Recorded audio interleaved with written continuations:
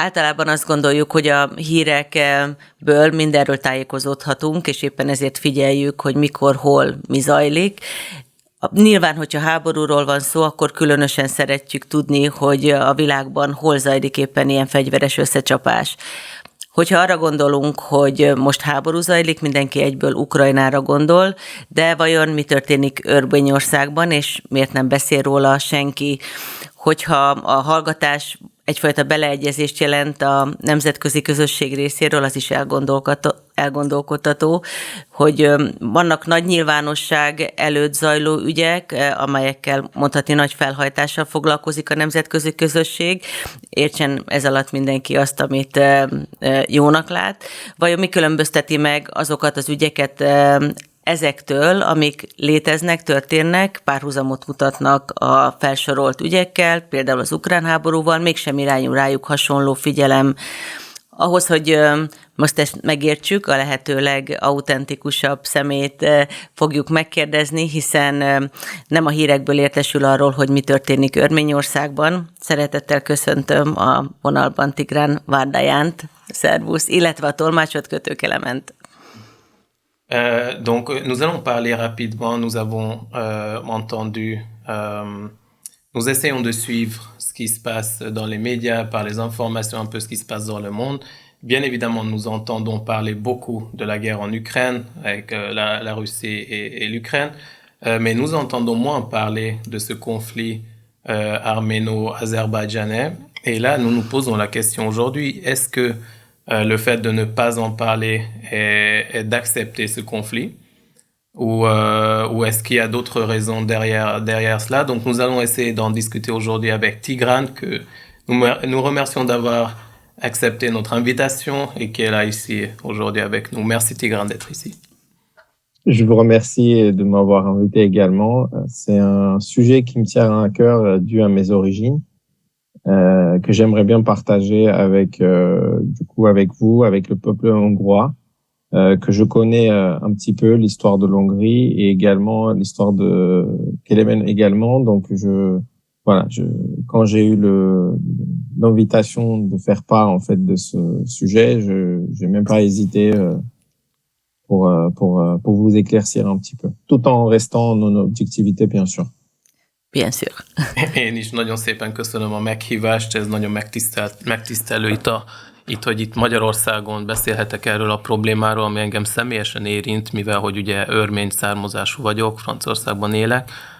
Ismerem egy kicsit Magyarországnak is a történetét, történelmét, de tényleg ez a mostani konfliktus engem személyesen is érint, úgyhogy előre is köszönöm a meghívást, és mindenképpen próbálok azért objektívan felelni a kérdésekre. Az első kérdés rögtön azt illeti, hogyha te ismered egy kicsit Magyarország történelmét, nem vagyok benne biztos, hogy ezt elmondhatjuk mi is, hogy annyira jól ismerjük Örményország történetét, különösen annak a fényében, hogy megértsük, hogy vajon akkor mi a gyökere az azerbajdzsáni és örményországi konfliktusnak, hiszen mondjuk ki már az elején háború zajlik ott. Oui, donc c'est déjà impressionnant si tu connais l'histoire de la Hongrie, c'est quelque chose de spécial parce que nous ne pouvons pas forcément dire que nous connaissons si bien l'histoire de l'Arménie, surtout les racines de ce conflit qui est pas vraiment que un conflit maintenant, mais qui est plutôt une guerre ouverte. Alors raconte-nous un peu l'histoire de l'Arménie. En fait, donc l'Arménie est un pays, Arménie tant que telle, en fait, c'est une ancienne civilisation, en fait, donc liée au fait que, en fait, comme les Arméniens le décrivent, on est issu d'une région d'Anatolie. Donc la région d'Anatolie étant la région actuelle de Turquie de l'Est. Donc par le passé, beaucoup d'Arméniens ont habité. Si on feuillete un petit peu l'histoire, en fait, pendant plusieurs décennies, en fait, ce qui s'est passé, c'est que on a toujours vécu dans cette ère-là. Donc ça, c'est le monde le sait, l'ONU le sait. Je veux dire, tout le monde le sait ce phénomène-là. On connaît aussi on se dit que les Arméniens, ce sont les premiers chrétiens au monde, dans le sens où c'était les premiers, même avant le Rome, d'avoir accepté le christianisme comme une religion d'État. Et aujourd'hui, ce qu'il faut savoir, c'est que la religion chrétienne, elle est ancrée dans la culture arménienne. Et ça, c'est quelque chose en fait qui est toujours présent. Je vais vous expliquer un petit peu en histoire en fait la signification de ce mot-là pour un Arménien, pour le coup, qui habite en Arménie. Comme ça, vous voyez aussi les différences. Mais voilà, pour nous, c'est vraiment très important d'être chrétien, car c'est ancré dans notre culture en fait. D'accord. Igen. Örményországról sokan tudják, sokan nem. Egy nagyon nagy múltú történelmi szempontból beszélve országról van szó. Kelet-Törökországnak egy része, egy régiója is Örményországhoz kapcsolható. Amit tudni kell, nagyon fontos, hogy az örmények voltak talán az első adminisztráció szinten elfogadó ország, amiben elfogadta a kereszténységet, szóval még a rómaiak előtt, ami ugye egy nagyon nagy múltról tanúsít. Természetesen erről is tudok még egy kicsit beszélni. Hogyha arról van szó, hogy keresztény múlt, nyilván nekünk azt is fontos látni, hogy a Szovjetunión belül ez nem volt nyilvánvalóan kérdés. Honnan ered akkor az Azerbajdzsán-örmény konfliktus, ami most egyrészt háborúvá fajult, másrészt pedig ugye volt szovjet tagállamok között zajlik, és hát végül is Ukrajna is egy volt szovjet tagállam, és mégis oda figyelem irányul. Vajon ide miért? Tehát ez lehet, hogy ez egy következő kérdés, hogy ez miért maradt ki a figyelem középpontjából. Donc peut-être que ça va être une question suivante après, mais aujourd'hui, si nous savons et nous avons entendu que l'Arménie est un pays chrétien, ce pays faisait partie de l'Union soviétique et l'Azerbaïdjan aussi. Et comment se fait-il que maintenant il y a un conflit ouvert entre ces deux pays, si on peut dire qu'ils faisaient partie de la même union, de l'Union soviétique? En plus de ça, si on fait le parallèle avec l'Ukraine, c'est un pays aussi qui faisait partie de l'Union soviétique. Oui, effectivement. En fait, je vais aller un peu dans l'histoire justement pour faire une chronologie des événements. Et je trouve ça important de connaître la chronologie, car ça va permettre de comprendre un peu mieux le souci que ça peut impliquer. Donc après, dans les années 1900, il y a eu malheureusement le génocide arménien perpétré par des nationalistes turcs. Donc je précise bien que c'est bien des nationalistes turcs au pouvoir qui avaient repris le pouvoir et qui ont du coup tué 1,5 million d'Arméniens, puis par la suite des Kurdes, des Grecs qui habitaient dans ces territoires-là et donc qui se sont emparés du territoire arménien de l'époque. Donc ça, c'est ce qui s'est passé juste avant la création de l'Empire, l'URSS, qui date de 1921. D'accord. Pour répondre à votre question, tu veux traduire peut-être? Oui. Oui, vas-y, excuse-moi. Igen, ha próbáljuk követni a történelmi kronológiát, akkor tudjuk, hogy 1900-as években volt az örmény népírtás, amit ugye török, nemzetiség, nacionalisták hajtottak végre, ami 1,5 millió örmény ember életét követelte, és ahogy tudjuk, hogy a Szovjetunió az 1921-es években jött létre, vagy alapult. Et donc, après l'arrivée de l'URSS, il y existait des territoires tels que le Artsakh en arménien, ce qu'on appelle Artsakh, et en azéri, on l'appelle Haut-Karabakh. Karabakh étant un mot de ce qui veut dire la terre noire, parce qu'elle est très fertile en fait. C'est pour ça qu'ils l'appellent ça comme ça, et nous on l'appelle Artsakh. Et une autre territoire qui s'appelait Nakhichevan. Donc c'est un autre territoire ancestralement arménien qui a été donné pendant la période de l'URSS par Staline à l'Azerbaïdjan en fait. Uh-huh. Sous prétexte que c'est tout l'empire et l'URSS. Donc on s'en fout si ce sont des gens arméniens, si ce sont des Azéris qui vivent ou d'autres nationalités, c'est tout l'URSS. C'est ça. C'est Peu tout le importe, peuple ouais. communiste.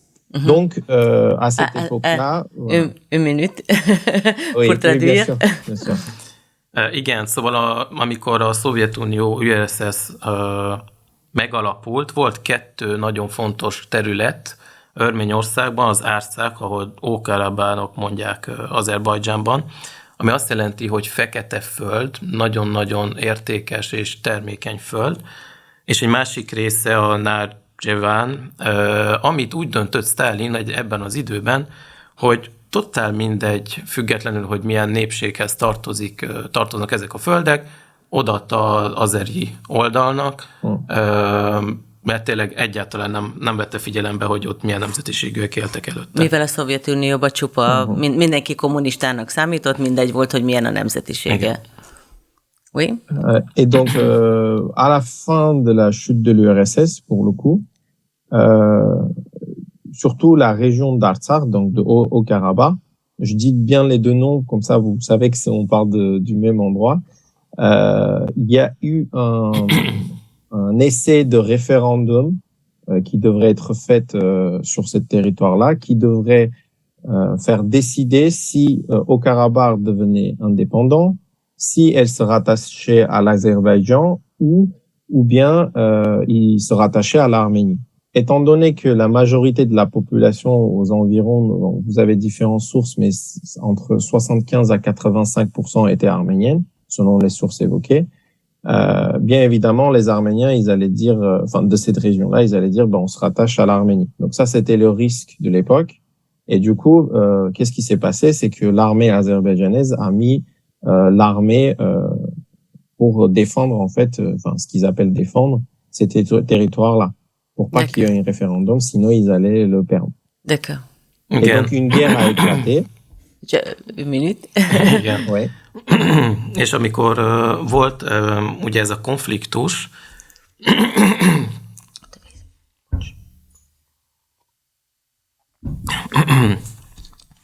ez a konfliktus azt eredményezte, hogy ugye nem hagyhatták figyelmen kívül, hogy itt 75-től körülbelül 85%-ig örmény lakott területről van szó, ez az Ókarabá vagy örményül Árzák, amiről az előbb szó volt. Megkérdezték referendummal a népet, hogy döntenek. Természetesen, mivel ez a nagy százalékban örmény terület volt, az eredményt az előre lehetett tudni, viszont ekkor az azeri hadsereg bevonult erre a területre, és egyszerűen megsemmisítette a lehetőségét, hogy Örményországhoz csatolják, vagy egy külön önálló régióként, vagy egy külön területként nyilvántartsák. És egy védelmi háború alakult ki?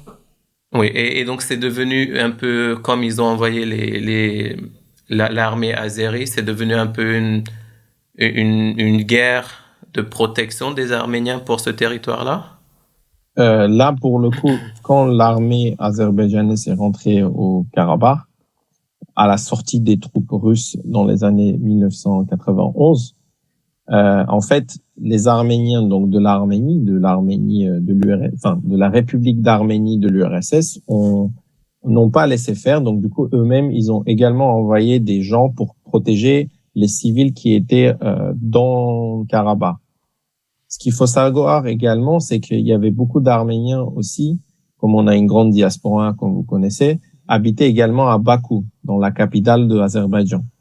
Il y a eu 2 pogroms qui ont été effectués, notamment dans la ville de Bakou et de Sumgait.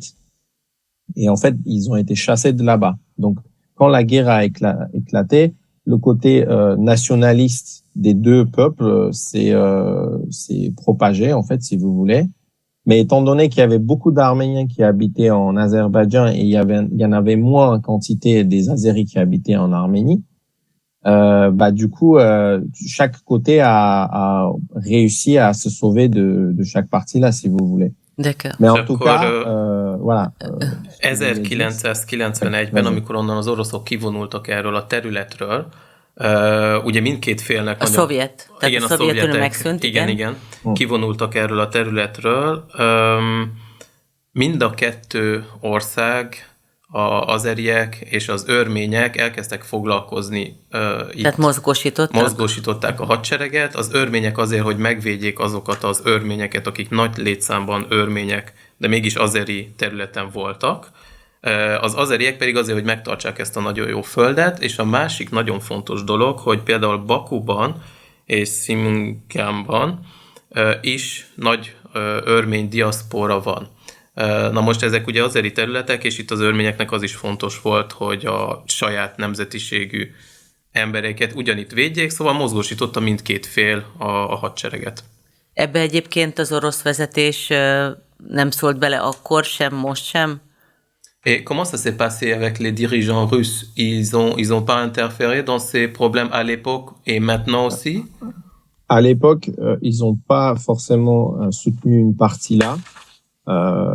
Mais ce qu'il faut savoir, c'est que l'armée azerbaïdjanaise, déjà de l'époque, elle était 2 à 3 fois supérieure par tous les moyens qu'on peut avoir à l'armée arménienne.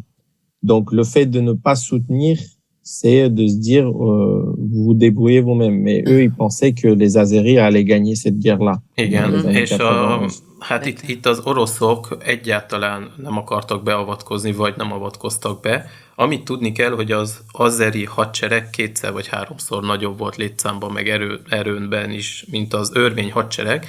Ergo ezt azt eredményezte, hogy az oroszok, ha nem avatkoznak be, magyarul egyetértenek azzal, hogy nagyon nagy valószínűséggel az azeriek fognak győzni ebbe a konfliktusban. Et du coup, également, le fait que, en fait, donc la guerre, elle s'est terminée par la victoire arménienne, donc en 91-93, donc ça a duré. Malgré tout, ils ont gagné?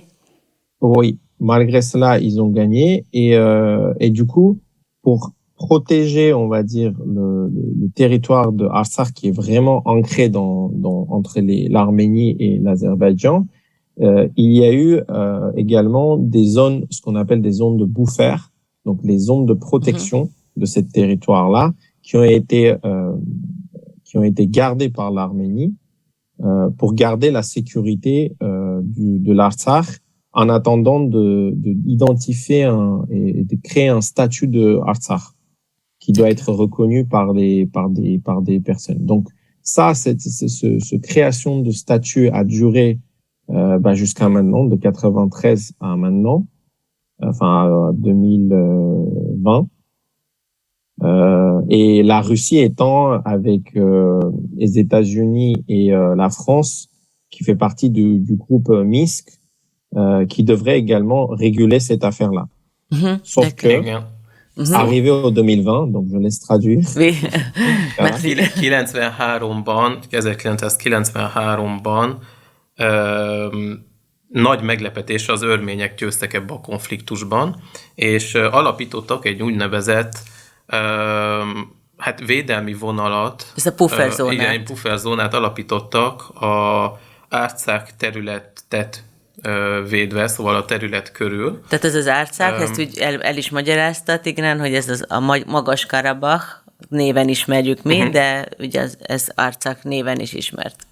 Igen. Szóval ez a nagyon, amiről beszéltünk, ez a nagyon fontos terület az örményeknek, és akkor ezt a védelmi zónát felállították, és 1993-tól egészen 2020-ig ugyanez a státusz megmaradt a két fél között, és egyedül az oroszok, a franciák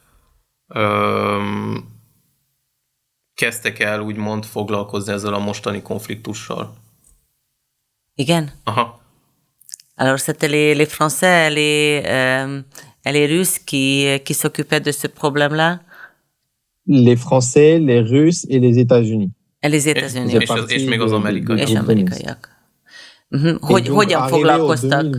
Hogyan foglalkoztak egyébként ezzel? Tehát az mennyire zajlott például a sajtó nyilvánossága előtt, és mennyire volt ez csak egy ilyen politikai játszma része? Et comment ils sont occupés de ce conflit, les Russes, les Français et les États-Unis? Est-ce que c'était caché derrière la scène politique et c'était un peu des accords entre les dirigeants, ou c'était plutôt aussi bien connu des médias et les informations qu'on peut suivre? Là, pour le coup, je vais donner mon avis. Enfin, jusqu'à présent, ce que j'ai dit est vraiment ce qui s'est passé. Donc, c'est tout à fait vérifiable. Là, je vais dire, pour le coup, mon avis, comment moi je ressens, comment ça a été géré. Je te laisse traduire pour le coup. Okay. Hát igen, mindez ideig a történelmet próbáltam felvázolni, amit ugye le lehet keresni mindenféle információval. Mostantól inkább az én saját véleményemet, hogy én hogy éreztem ennek a konfliktusnak a kezelését a különböző országokban. D'accord. Et donc, moi, je pense que ça a été géré de manière avantageuse pour la Russie notamment, car plus il y avait le conflit pour moi qui durerait, plus lui il pourrait le réutiliser dans le futur pour des stratégies plus géopolitiques. C'est mon propre avis. D'accord. Én úgy gondolom, de tényleg ez a nagyon saját véleményem, hogy ez egy hosszú, elhúzódó konfliktus, ami úgy néz ki, hogy az oroszoknak kedvező, és amennyire csak elhúzódik, az oroszok után fel tudják használni mindenféle geopolitikai törekvésekre. Értem. Et vraiment, c'est ce qui s'est passé quand vous regardez les 30 dernières années.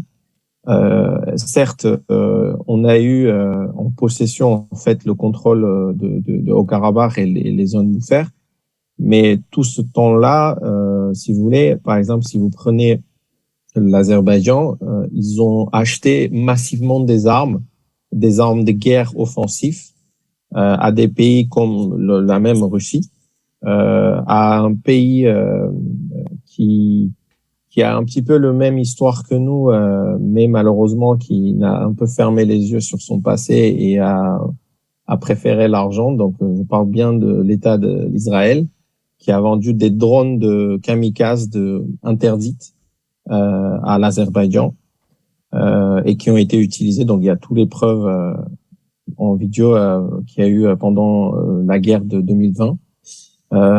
Et donc, et également toute l'arsenal de l'armée de l'OTAN, on va dire vendu ou donné par la Turquie, parce qu'il faut se rappeler que Turquie fait bien partie de l'OTAN, et donc du coup qui a été fourni beaucoup d'armement à l'Azerbaïdjan également. Ami érdekes, hogy ugye a 30 elmúlt évben az örmények inkább arra fókuszáltak, hogy védjék ezt a területet. Nem volt semmiféle olyan törekvés, hogy kibővüljön, vagy más területeket szerezzenek. Viszont az azeri oldalról egy masszív felfegyverkezés volt, amit az egyik részben az oroszoktól mindenféle harcászati eszközt beszereztek. A másik, ami az én meglátásom, és aminek annyira nem örülök, hogy egy hasonló nép, aki nagyon sokat szenvedett a történelemben, mint Izrael, drónokat adott el az azerieknek, ezek a kamikaze drónok, amiket be is vetettek az azeriek, és ehhez hozzá lehet csatolni a törököket is, akik ugye NATO tagok, és a Törökország is mindenféle fegyverrel szolgált az azeri oldalnak. Egyre nagyobb párhuzamot lehet látni között a konfliktus között és az ukrán-orosz konfliktus között, ha én jól látom, ezzel egyetért? És még csak a hallgatók számára, hogy nem hegyi Karabachnak hívják igazából. Hát ez igen, ez nagyon érdekes, mert on a l'impression que Tigran, que on peut prendre ou faire un parallèle assez proche entre ce qui se passe maintenant en Ukraine avec des pays qui fournissent des armes à l'Ukraine, etc. Et ce qui s'est passé aussi en Arménie, où l'Azerbaïdjan achète des armes d'Israël, de la Turquie, de la Russie, par exemple. Est-ce que tu vois ce parallèle entre ces deux conflits? Bien sûr, je vois le parallèle de la manière où aujourd'hui, que ça soit donc en 2020 où il y a eu la guerre et malheureusement on a perdu la guerre, et récemment un conflit qui a également éclaté au mois de septembre, où l'Azerbaïdjan, clairement, ils sont rentrés dans le territoire arménien. Donc là, on parle vraiment de territoire reconnu par l'ONU, si vous voulez. Donc, si je fais juste à cet épisode-là, je compare avec la guerre en Ukraine, c'est exactement la même chose qui se passe, sauf que là, dans tous les cas, on va dire, l'Ukraine est agressée, si vous voulez. Sauf que dans le conflit de l'Arménie, personne dit que l'Arménie a été agressée. Certes, Même il y a si eu- c'est agressé. Oui, oui, oui. Et Igen, là où je parle bien du territoire de l'Arménie, je parle pas de Karabakh.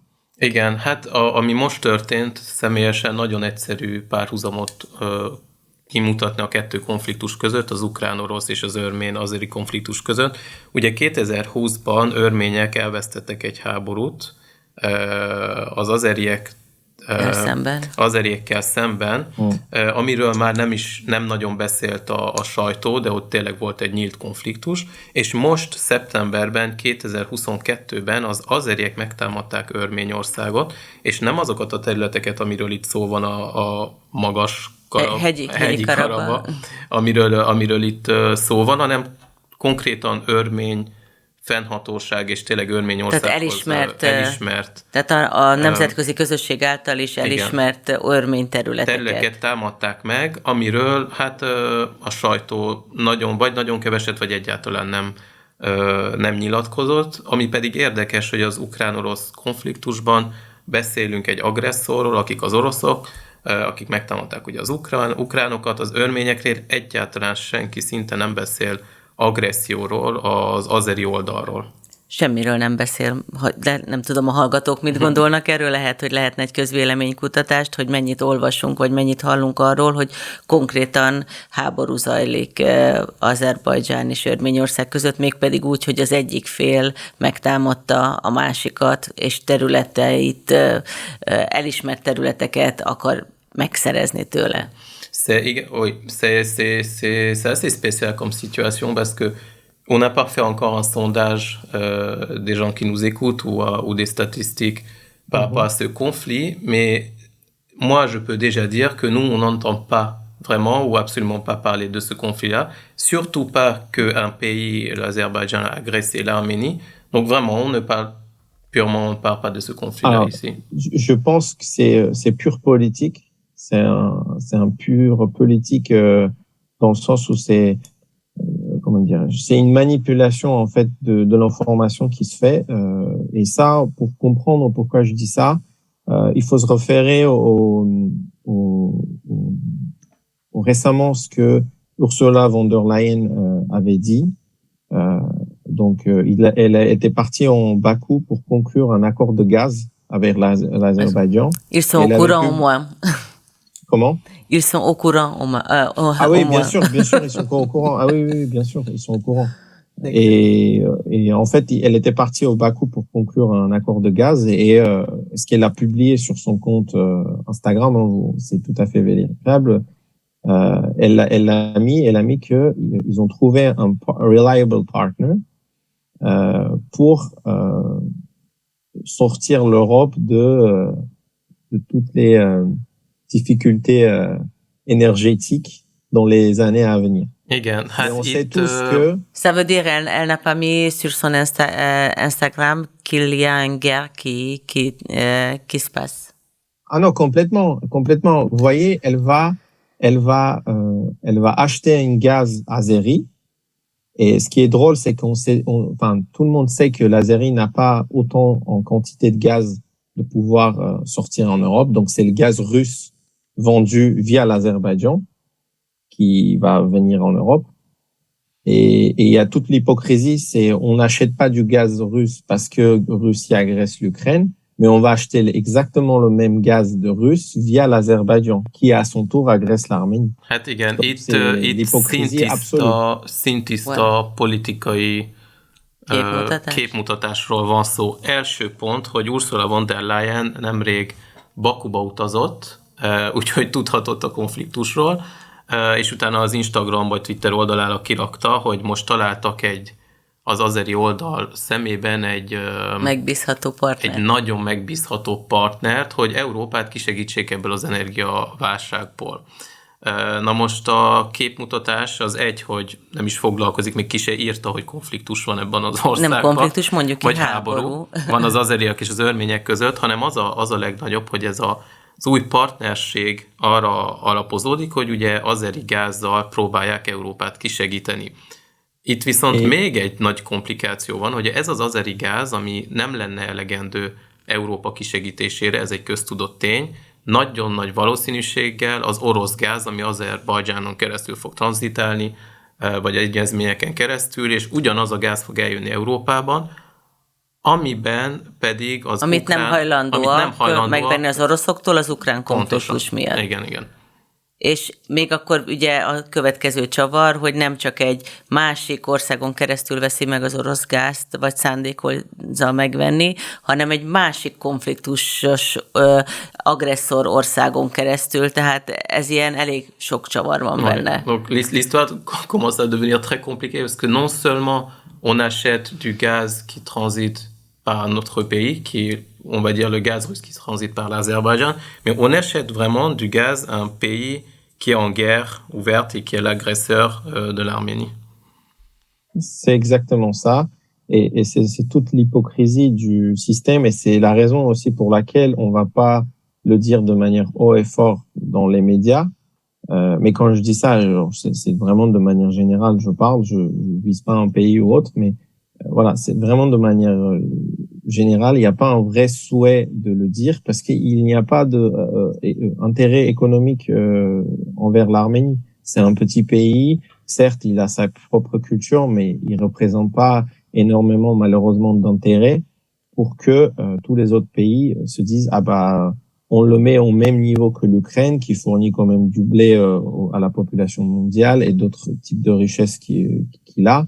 Et malheureusement, c'est ça. C'est ce que je trouve ça injuste. Et ça ne reflète pas uniquement ce conflit-là. Hein, je parle de manière générale. C'est qu'on va faire une différence. Et je trouve que dans une souffrance, il n'y a pas de couleur, il n'y a pas de nationalité, il n'y a pas de. Sauf qu'il y a. C'est plus humain, en fait. Sauf qu'il y a des points de vue. Exactement. Igen, hát azon kívül tényleg, hogy egy általános képmutatás van így a politikai porondon, sajnálatos módon ennek a konfliktusnak sok hasonlatossága van az ukrán konfliktussal, háborúval, azzal a nagy különbséggel, hogy Ukrajnának elég nagy felelőssége van például a gabona szállításában így. Nem felelőssége, nem lehetősége. Lehetősége. Ukránok gabonát szállítanak. Tehát fontos a többi ország számára. Pontosan, és az Örményország akármilyen tényleg fontos és nagyon erős, például keresztény kultúrájú és hátterű ország. Neki nincsenek ilyen lehetőségei. Ilyen lehetőségei, és tényleg általánosítva azt látjuk, hogy ha egy konfliktusnak, vagy háború bárhol van, akármilyen bőrszínű ember, a háború az háború, és nem kellene ilyen... gazdasági különbséget tenni, de mégis tesznek. Igen. Tehát akkor ebbe valóban van egy képmutatás a híradások szintjén is. Ezért szeretnénk egy kicsit ezt kiegyensúlyozni, és hogyha egy kicsit mesélne arról, hogy akkor viszont mi szeretnénk elképzelni, és a hallgatóink számára is lehetővé tenni azt, hogy lássák, mi zajlik ott, mert ugye Ukrajnáról rengeteg kép érkezik, és ilyen módon segít minket abban, hogy együtt érezzünk velük. Most ezt helyettesítjük azzal, hogy ő szeretném, hogyha erről beszélne egy kicsit. Oui, donc là, nous avons bien compris ce qui se passe et que les médias n'en parlent pas. Et ici, nous aimerions, à la radio, ici, balancer ça et dire et montrer au monde ce qui se passe là-bas, parce que nous entendons beaucoup parler de l'Ukraine, nous voyons énormément de vidéos, d'images satellites, etc. Mais on voit très peu ou pas du tout ce qui se passe réellement sur le terrain en Arménie. Donc, c'est pour ça que tu es là, parce que nous aimerions partager ça avec le monde. Donc, est-ce que tu peux un peu raconter de la même manière que nous entendons parler de ce conflit ukrainien, jour après jour, ce qui se passe en Arménie, comment c'est, etc. En fait, donc le conflit en soi a pris le feu dans l'année 2020, donc en septembre 2020. Et donc à la suite d'une guerre de 44 jours, l'Azerbaïdjan a repris la moitié du territoire du Karabakh et donc de l'Artsakh, je préfère dire ça, Artsakh pour le coup. Et donc du coup, il y a une partie qui est restée à l'état où il était avant, dont la capitale Stepanakert, et il y a eu l'armée russe qui est rentrée dans ce territoire-là. Donc aujourd'hui, il est surveillé par l'armée russe. Igen, hát 2020-ban, ugye szeptemberben kitört az a nyílt háború vagy konfliktus, ugyanez a Karabának a Térségében? térségében, ahol 50%-át, ha jól értettem, elfoglalták az azeriek. Oroszok is bevonultak, ez egy 44 napos háború volt, és most ilyen status quo van, most nincs ott konfliktus, de így ennek a területnek a fele, 50%-a most azeri oldalon van. Tehát most nem robbannak bombák, nem lőnek, vagy pedig pont ellenkezőleg ez mind zajlik? Donc aujourd'hui, parce que c'est un conflit donc en 2020, oui. Est-ce que aujourd'hui on a encore des bombardements ou vraiment des... Alors, voilà, ça c'était vraiment la fin en 2020. De 2020 jusqu'au septembre dernier, en fait, il y a eu on va dire des intimidations côté armée azerbaïdjanaise dans un but de intimider la population frontalière. Mm-hmm. Donc, parfois, vous pouvez y avoir des petits accrochages, si je mets dans les guillemets, bien sûr, les petites, entre l'armée et même des civils, en fait. Par exemple, vous pouvez avoir des gens qui allaient amener leurs animaux dans les montagnes et ils tiraient sur les animaux, ce genre de choses. Donc, le but était de frôler, de effrayer la population locale.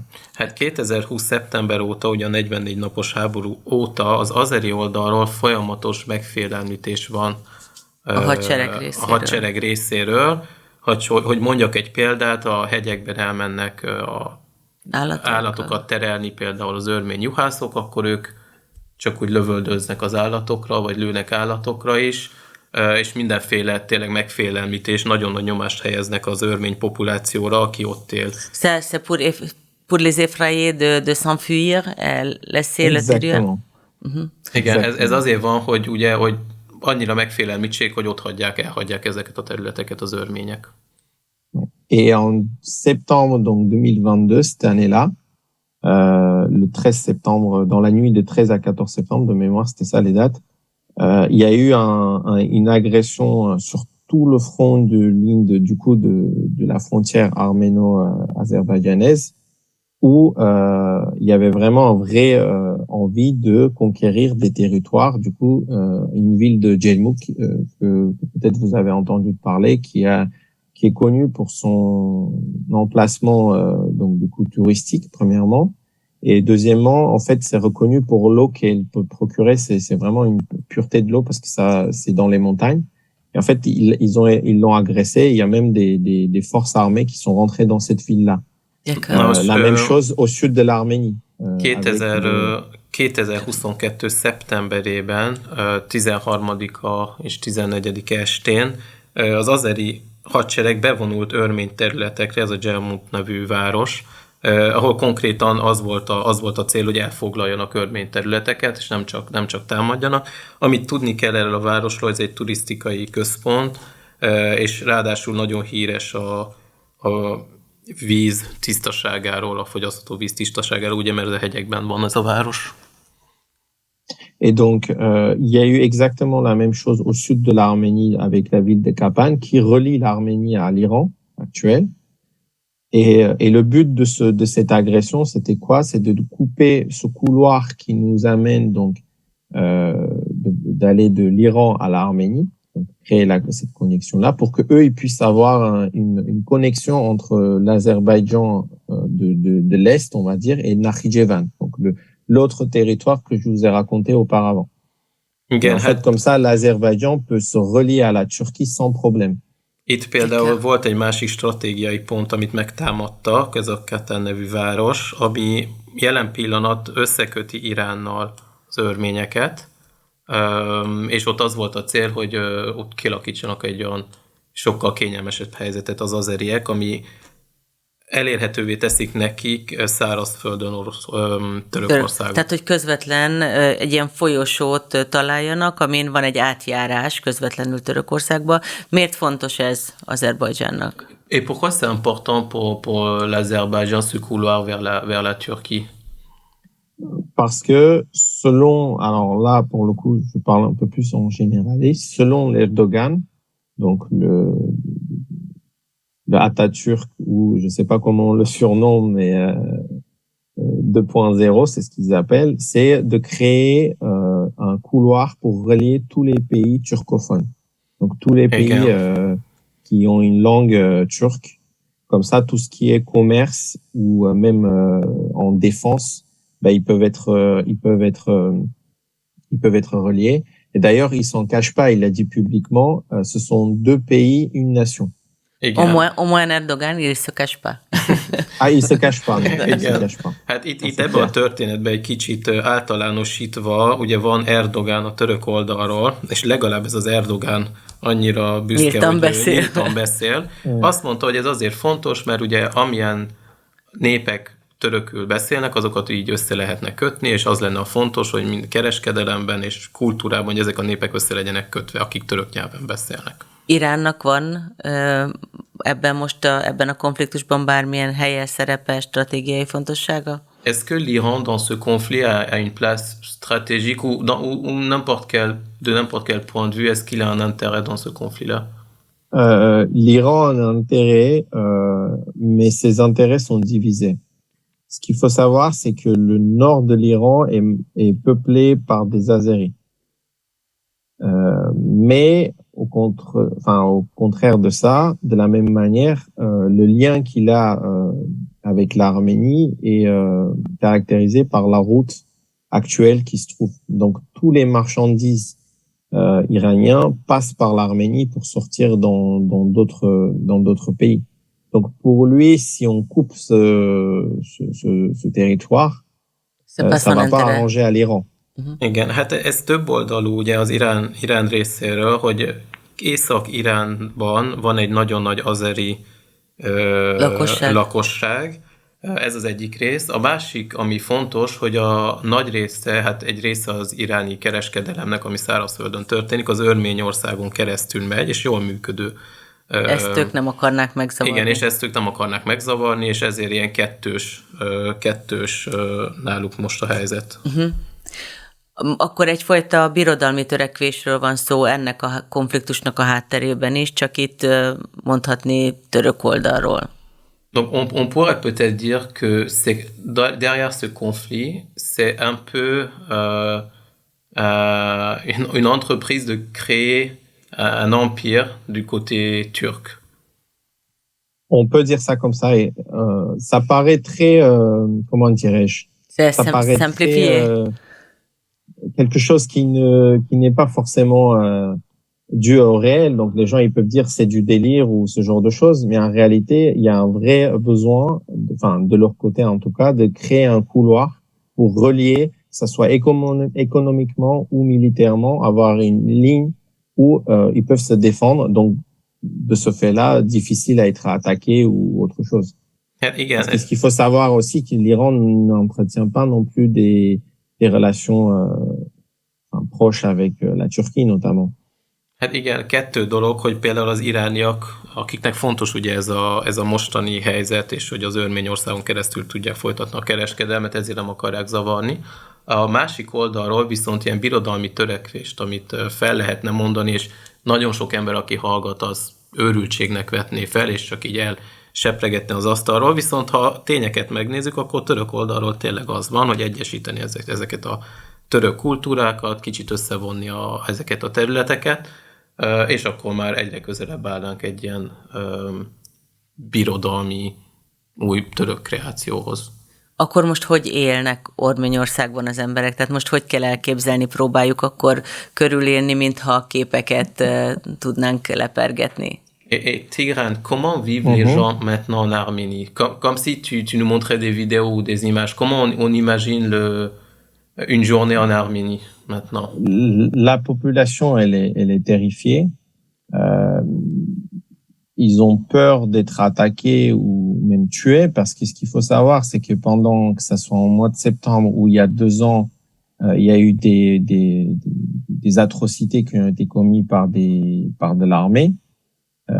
Notamment, il y a quelque chose qui a vraiment sorti vraiment de l'ordinaire, dans le sens où moi personnellement j'avais jamais vu ça. Il y avait une femme militaire qui a été découpée en morceaux et qui a été postée sur les réseaux, on va dire privés, où on peut pas forcément supprimer ce genre de vidéos, où l'effacer. Et donc, ça tournait dans tous les réseaux sociaux. Et en fait, c'était pour un but également de se dire, voilà, regardez à la population azerbaïdjanaise, voilà ce qu'on fait aux Arméniens et comment on est fort, etc., etc. Et ce sont vraiment des atrocités. Hein. Et aujourd'hui, en fait, c'est ça, c'est aussi de montrer ces vidéos-là pour pouvoir en fait de dire à quel point ils sont puissants et comment pour faire peur en fait à la population pour qu'ils puissent partir quoi. Igen. Après dans la capitale, ça reste quand même la capitale donc la situation est assez stable par rapport aux régions parce que c'est quand même loin, c'est quand même loin de l'Azerbaïdjan en soi. Mais rien ne les empêche de bombarder dans le sens où ils peuvent l'attaquer de le côté turc, ils peuvent l'attaquer du côté Nakhichevan ou de l'autre côté de Karabakh actuel en fait. Hát igen, amit tudni kell, hogy most a főváros kivétellel, ahol annak kivételével, ahol nagyjából nyugodtabban élnek az emberek, bár ott is megvan az a félelem, hogy bármikor lebombázhatják őket, mert azért elég közel van, nem egy óriási országról van szó. A többi régióban nagyon nagy félelemben élnek az emberek, és ezt az azeri hadsereg azzal tüzeli, hogy ilyen kisebb-nagyobb támadásokat hajt végre. Nem olyan rég történt egy olyan dolog, amit most annyira nem elemeznénk, de egy nagyon-nagyon-nagyon embertelen bűncselekmény, konkrétan háborús bűn történt, ugye elvittek egy hölgy katonát, és hát kivégezték nagyon csúnya módon, és utána ezt a videót, mint propaganda, elárasztották az azeri országot, és egyébként mindenhol meg lehetett találni az interneten, annak a részén az interneten, hogy nem olyan egyszerű letörölni egy videót, és ugye ez kezd általánossá válni, nagyon nagy félelembe tartják az örményeket, és az nekik a lényeg, hogy figyeljetek, mi itt vagyunk, erre vagyunk képesek, úgyhogy így nézzetek ránk. Háborús romokat lehet most akkor találni a vidéken, hiszen akkor ezek szerint 2 évvel ezelőtt több ilyen katonai cselekmény történt. Est-ce qu'on peut trouver à la campagne ou dans ces régions où il y avait le conflit des endroits bombardés un peu ce qui ressemble à l'Ukraine aujourd'hui? Oui, bien sûr. En fait, il y a eu une mission envoyée par l'Europe pour le coup. Donc c'était des Suisses qui étaient partis sur terre pour constater les dégâts des choses. Donc ils ont fait un rapport à l'Union européenne en disant voilà ce qui s'est passé, voilà les villes ou les endroits qui ont été endommagés. Mais encore une fois, c'est qu'un rapport. Selon moi, il va pas forcément se passer quelque chose malheureusement.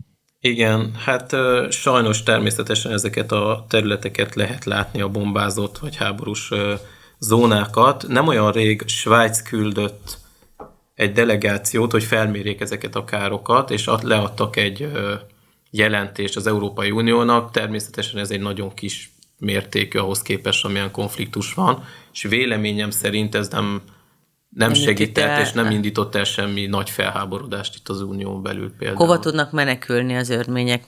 Mi az, ami, mint ahogy az ukránok például a szomszédos országokba át tudnak jönni?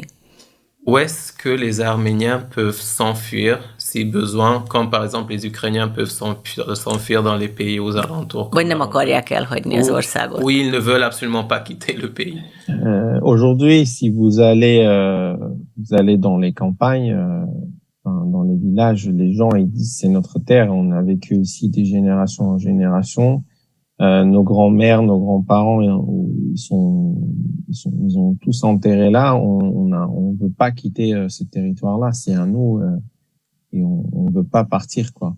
Hát igen, et ils préfèrent de mourir en fait, je dirais, même si ça soit vraiment dur de le dire, mais ils préfèrent vraiment de mourir que quitter là-bas. Ils sont vraiment attachés à cette terre-là.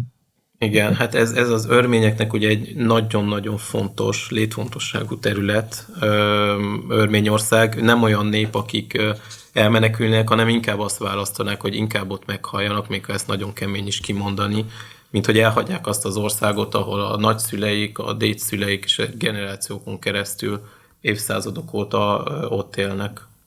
A jövőről mit tud mondani, milyen várakozással van, hogy a örmények hűsége a saját földjükhöz hova fog kifutni, milyen lehetőség áll előttük. Et qu'est-ce que tu en penses du futur de l'Arménie? Parce que cette grande fidélité au territoire arménien de ce peuple arménien, comment tu vois le futur, vers quoi nous allons maintenant? Je pense que c'est dur à imaginer le futur. J'essaye de me mettre à la peau de quelqu'un qui habite là-bas, donc j'ai une partie de ma famille qui y est, et c'est dur d'imaginer un futur car malheureusement à ce stade il n'y a pas de stabilité. Maintenant, pour moi, étant en France, il sera facile pour moi de se dire oui, ça peut être comme ça ou à une autre manière, mais je pense que c'est pour le moment, en fait, il y a tellement d'instabilité que c'est dur à imaginer le futur. Hát Donc, nagyon nehéz arról beszélni, hogy képzelem el a jövőt, mert egy nagyon instabil terület és országról van most szó, régióról. Én ugye Párizsban lakom, Franciaországban, családomnak egy része otthon van, Örményországban, de ahogy mondtam, nagyon-nagyon instabil a helyzet. Persze mondhatnék bármit innen messziről, úgymond Párizsból, de erről nem tudok nyilatkozni, hogy milyen kilátások vannak, mert tényleg nagyon instabil most a helyzet. Van még valami, amit feltétlenül szeretne az a magyar hallgatóinknak elmondani? Est-ce qu'il y a quelque chose de vraiment particulier que tu voudrais encore dire à nos auditeurs hongrois ici?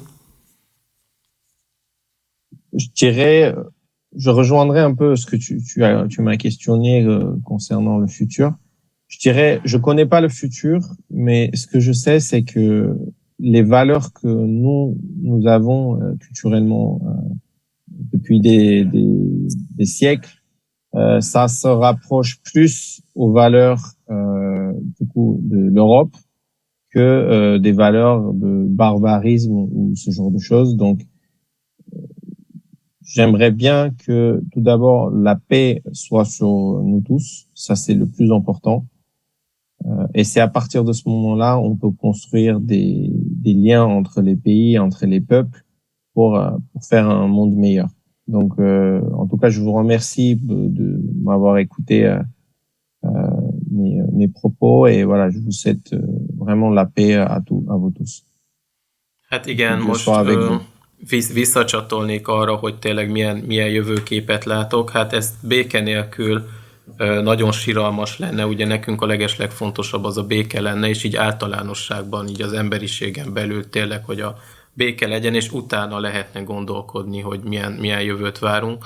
Ami nagyon fontos, és még egyszer ki szeretném emelni, hogy az örmény kultúra évszázadok óta sokkal közelebb áll ugye az európai keresztény kultúrához, mint a barbár nem keresztény kultúrákhoz, de tényleg nagyon köszönöm, hogy elmondhattam a történetet. Béke veletek, és tényleg még egyszer köszönöm. Je te remercie du fond du cœur. Szívből köszönjük mi is. Merci beaucoup, Tigran. Merci à vous, merci. C'était un plaisir.